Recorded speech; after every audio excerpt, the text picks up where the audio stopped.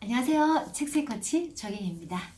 이번 시간에도 계속해서 더 해빙에 대해서 말씀을 드리고자 합니다.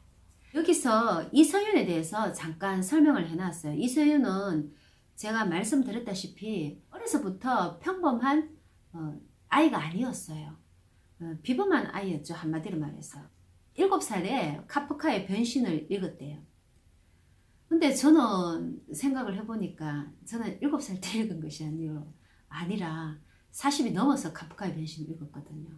대부분의 이 카프카의 변신은 학교 다닐 때 많이 읽죠. 학생 때. 근데 저는 학생 때는 별로 공부를 안 했잖아요. 학생 때 공부를 안 하고 제가 힘든 생활을 하면서 참혹했던 생활을 했죠. 거의 모든 것을 다 잃어버리고 빚까지 져서 제가 죄를 짓지도 않은 죄까지 억울하게 누명을 써서 오랜 세월 동안 참 힘든 인생을 살았습니다. 그런 인생살이를 하다 보니까 결국은 제가 이렇게 산 거는 바로 나의 무지 때문에 그렇다는 것을 제가 깨닫고, 그죠? 그때부터 제가 책을 읽기 시작했다는 거죠. 그렇게 해서 이제 하다 보니까 내 인생, 내가 스스로 일어나야 되겠다 해서 내 인생을 재정립하기 위해서 저는 멘토도 없었잖아요. 멘토가 없었기 때문에 나의 멘토를 책으로 정한 거예요. 돈도 없으니까. 그래서 제일 쉽게 볼 수 있는 게 책이었잖아요. 그때부터 저는 이제 책을 읽기 시작한 거예요.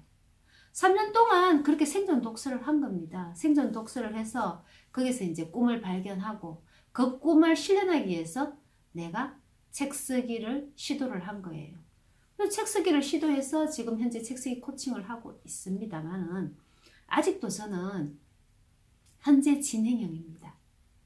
여기서도 현재 진행형이라고 했잖아요. 저도 현재 진행형이에요. 열심히 앞으로 나아가고 있죠. 근데 이제 이 열심히도 틀을 깼다고 해서 뭐 틀만 깨고 아무 노력도 안 하면 안 되잖아요. 그죠? 틀을 깨고 생각을 바꿔서 지금 이제 열심히 나아가고 있는데, 근데 이제 여기서도 보면은 카프카의 변신이라는 게 어떤 책이냐면 제가 그 3년 동안 생존 독서를 하면서 그때 읽은 책인데, 그때 이 책을 읽고 제가 충격을 받았어요. 이 책의 주인공이 열심히 일을 했어요. 열심히 일을 하고 정말 뼈 빠지게 그 가족들을 위해서 일을 했는데 결국 열심히 일을 한 결과 사람이 아니라 벌레가 돼버리는 거예요. 그러니까 가족들이 어떻게 해요? 처음에는 뭐 불쌍하다 가족들을 위해서 그랬으니까는 막 돌봐주다가 나중에는 그것도 하루 이틀 지나니까 어떻게 됩니까? 가족들도 귀찮아해요. 귀찮아하고, 그리고 병들다 보면 어떻게 됩니까? 냄새가 나잖아요. 그리고 막 벌레가 되니까 막 이상하잖아요. 그러니까 나중에는 갖다 버린다는 거예요. 참 끔찍하죠. 가족을 위해서 그렇게, 솔직히 가족을 위해서 병이 들은 거잖아요. 열심히 일하다 보니까. 그런데 결국에는 그 가족들조차도 가장을 버린다는 거예요. 얼마나 충격적인 이야기예요. 그래서 여기서 이서영 구루는 그 어려서부터 한자로 된 고전을, 어른들도 솔직히 한자로 되면 읽기 싫어하잖아요. 그런 고전을 읽기 시작했고, 그리고 또 재미가 있었대요. 그러니까 재능이 있었다는 거죠. 그리고 자기한테 또 맞았다는 거죠. 안 맞으면 하기가 힘들죠. 저도 학교 다니기 전에 저희 작은 오빠에게 한문도 공부하고 막 이랬었거든요. 근데 처음에는 재밌었는데 한자 하나 모르는데 무조건 한 대씩이었거든요. 어린 나이에 이걸 감당하기가 힘들었던 거죠. 그래서 나중에는 거부 반응이 일어났던 거예요. 이걸 재밌게 이렇게 가르쳐줘야 하는데 이 거부 반응이 일어나서, 물론 작은 오빠도 나이가 어리니까 무조건 가르쳐 주는 걸 좋아했었고, 또 동생을 사랑하고 아끼는 마음에서 가르쳐 주는 걸 좋아했는데 그 방법을 잘 모르죠. 지금 현재 우리 교육 시스템도 다 엉망이었다는 걸 이제서 깨닫는데, 그 어린 나이에 뭘 알았겠습니까? 그래서 좀 안타까웠던 거죠. 그 교육 방법이 제대로 잘 되었으면은 참 저도 이 이서윤까지는 못 되더라도 그래도 어느 정도의 고전책도 많이 읽고 그렇게 했을 것 같은데, 책도 많이 썼을 것 같은데 좀 안타까운 점도 있었죠. 그리고 그때 저는 한자 실력이 지금의 한자 실력이에요. 그때 그 이후로는 한자 공부를 전혀 안 했었어요. 그때 제가 배웠는 거는 천자문 정도는, 그 나이 학교를 안 다녔는데도 불구하고 천자문은 다 뗐으니까. 이서윤 저자에 비하면은 하늘과 땅 차이겠지만 근데 이 이서윤 저자는 제가 봐도 참 대단합니다. 7살에 명상까지 시작했대요. 그리고 이 100일 동안 이 명상을 하겠다고 마음을 먹고요. 그렇게 하다가 어린 나이에 나무무리를 했던 거죠. 그래서 고열을 밤새도록 고열이 났었고, 이게 이제 열이 내리니까 갈증이 찾아왔고, 갈증이 찾아와서 보리차를 마시게 되니까 이 보리차의 맛에서 또 깨달음을 얻은 거예요. 이 보리차 하나의 맛과 향이 온몸 구석까지 짜릿하게 탁 퍼지는 거 있죠. 그때 그렇게 느끼면서 깨달음을 얻었던 것 같아요. 그 외에 이런 예가 있지 않습니까? 원효대사가 해골물을 마시고 깨달음을, 해골물이었잖아요. 근데 해골물을 마시고도 깨달음을 얻었었잖아요. 마찬가지였던 것 같아요. 그렇게 해서 이분은 이때부터 이제 이 사람들의 그루가 됐다는 거죠. 대단하죠? 그때가 7살 때라고 했는데 그때부터 그루의 운명으로 살게 된 첫날이라고 해놨잖아요. 7살 때 사실 뭘 합니까? 저도 뛰놀기 바빠갖고, 그죠? 오빠 한문 숙제 내면은 한문 숙제도 안 하고 맨날 뛰놀고 와서는 오빠한테 한문 숙제 안 했다고 얻어맞고 이랬잖아요. 얻어맞아도 노는 게 좋아가 맨날 놀았었잖아요. 그런데 이 이서윤이라는 저자는 이것을 본인이 즐겼다는 거예요.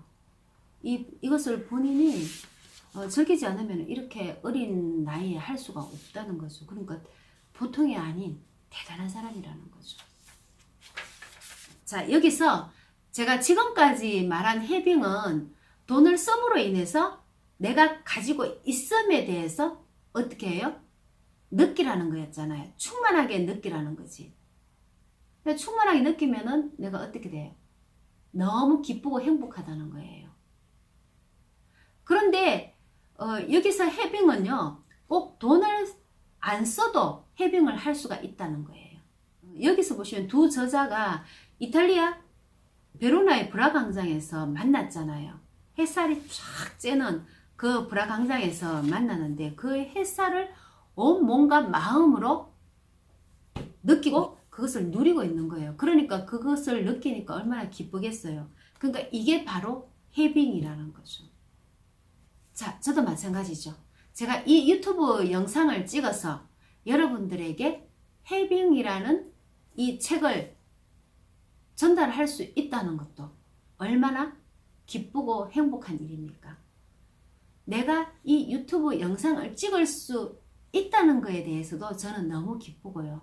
그리고 이 영상을 많은 분들이 보시면은 더 말할 것 없이 기쁘고 행복하겠지만, 비록 한 사람이 보더라도 그것을 가치 있게 보고 그리고 그것을 실천으로 해서 이루어진다면은 저는 이 유튜브 영상을 찍은 보람이 있는 거죠. 그래서 저는 이 유튜브를 찍을 수 있음에 굉장히 기쁘고 또 행복함을 느끼는 거예요. 그러면 이게 바로 해빙이 아니겠습니까? 자, 이렇게 모두 해빙을 하게 된다면 우리는 누구나 다 부자가 될 수 있다고 했죠. 자, 이렇게 부자가 될 수 있는데, 근데 우리 대부분의 사람들은 부자가 되면 좋겠다 하면서도 부자가 되면은 행복하지 않던데, 부자는 바로 불행한 거 아니야?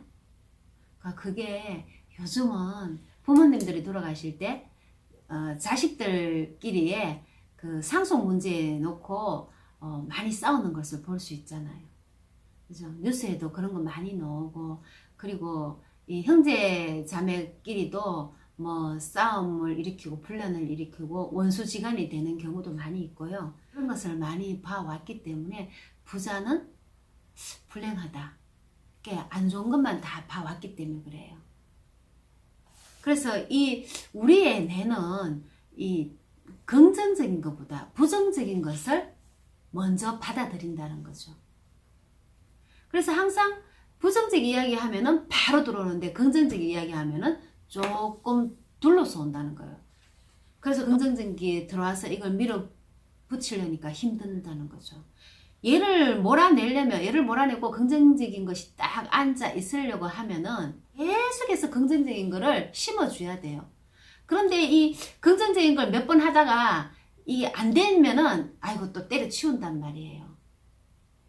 작심삼일이라고 하다가 안 되면 또 때려치웠다가 그러면은 그 부정적인 게 그대로 다리를 털고 딱 앉아 있는데 나오겠습니까?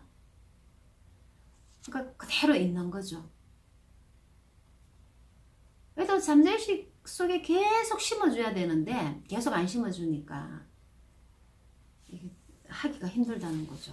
그래서 또 다시 또 시작하고 또 작심삼일 됐다가 또 다시 또 시작하고 그렇게 백날 해도 안 되는 거죠. 그래서 사람들이 나는 맨날 학원을 했는데 안 된다고 하거든요.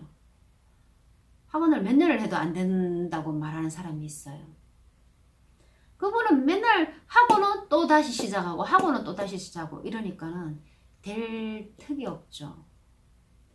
이것을 몰아내기 위해서는 계속 꾸준하게 의식적으로 각인을 시켜줘야 돼요. 주입시키면서 각인을 시켜줘야 돼요. 그렇지 않은 이상 힘들어요. 그래서 지금 부정적인 게 먼저 앉아갖고 다리를 털고 있는데 어떻게 긍정적이 들어왔다 하더라도 그거를 자리를 차지할 수 있겠습니까?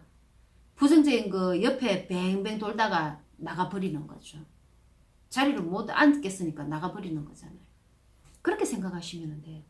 그러니까 우리가 아무리 학원을 해도 잘 이루어지지 않는다는 거죠. 그래서 이 책에서는 이 부자라는 종류가 두 종류가 있다는 거죠. 하나는 진짜 부자가 있는 반면에 다른 하나는 가짜 부자가 있다는 거죠. 부자들은 모두 다 돈이 있으니까 쓰는데 뭐 아까울 거 뭐 있어 이렇게 생각하지만은 안 그렇다는 거지. 부자들도 돈은 엄청 아낀다는 거죠. 여기서도 말했다시피 부자들의 10만 명을 데이터를 분석한 결과 진짜 부자들에게 공통점이 있었다는 거예요. 그것이 뭐냐 하면은 부자들은 모두 해병을 하고 있었다는 거지. 진짜 부자는 내가 해병을 함으로 인해서 부와 행운이 계속 들어온다는 걸 알고 있어요. 그렇기 때문에 이 돈 쓰는 걸 아까워하지 않아요. 돈 쓰는 걸 아까워하지 않고 어떻게 해요? 계속 쓴다는 거지. 그리고 쓰면서 있음에 집중을 한다는 거예요.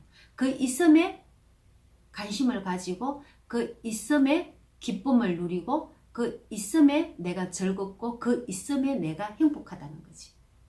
뭐 지난 시간에도 말씀을 드렸지만 있음에 초점을 둔다는 거예요. 근데 가짜 부자들은 어때요?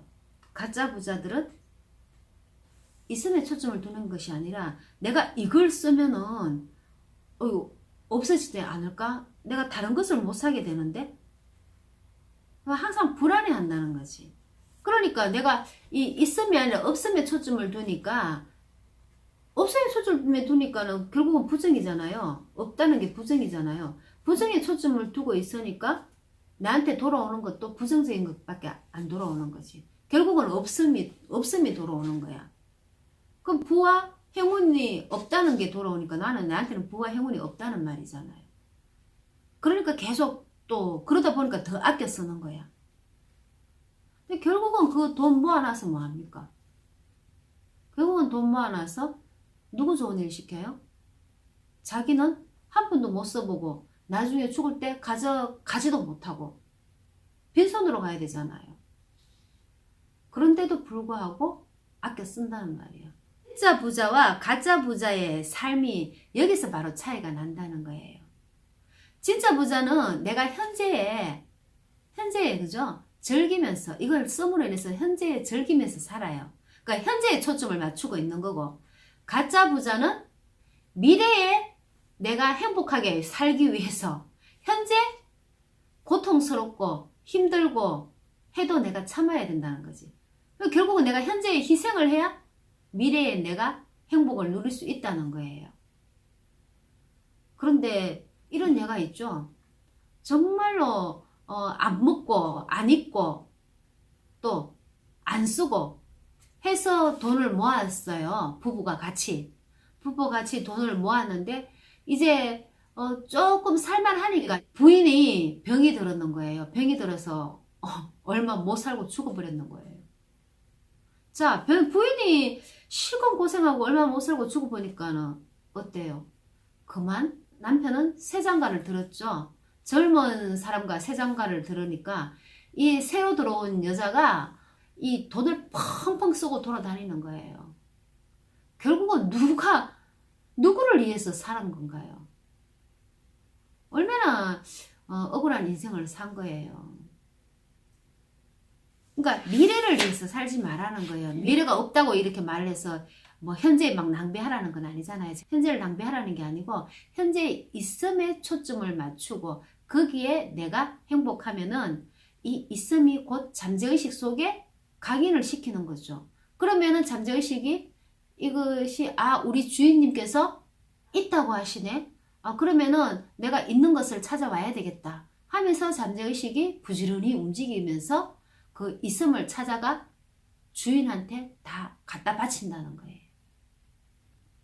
그래서 결국은 나는 어때요? 진짜 부자는 나는 주인이 되는 거예요.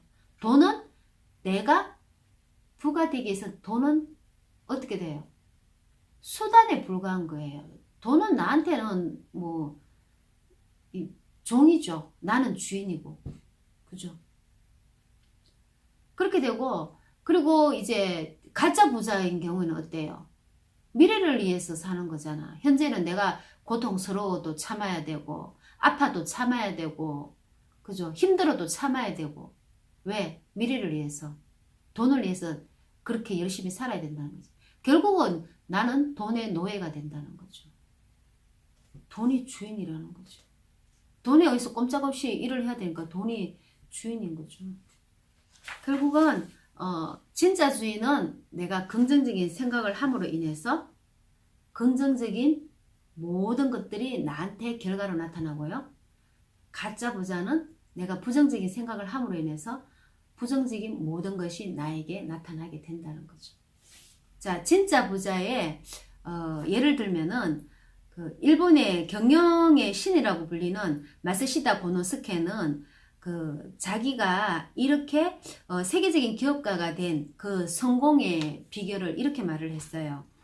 하늘이 주는 3가지 은혜가 있었다고. 그 은혜는 무엇이냐면은 가난한 것, 허약한 것, 또 못 배운 것, 이렇게 3가지라고 해요. 그 이 은혜 덕분에 본인이 성공할 수가 있었다고 해요. 자, 여기 한번 보세요. 가난한 것, 허약한 것, 못 배운 것. 이거를 우리가 은혜라고 합니까?